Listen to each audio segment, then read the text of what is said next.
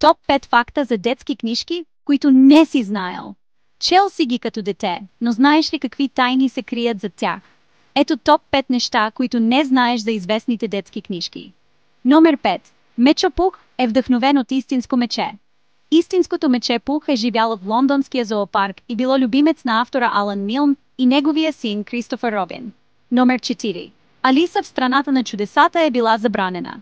В Китай през 30-те години книгата е забранена, защото властите смятали, че животни, които говорят, са опасен пример за децата. Номер 3. Прасенцето от Мечо Пух почти го нямало. В първото американско издание на Мечо Пух, Прасчо бил премахнат, защото издателите смятали, че няма да е интересен. По-късно го върнали заради протестите на читателите. Номер 2. Цар Лъв, може би е копие. Историята на Цар Лъв е много подобна на японското аниме Кимба Белият лъв, което излиза десетилетия по-рано. Дисни винаги са отричали вдъхновението, но съвпаденията са странно много. Номер 1.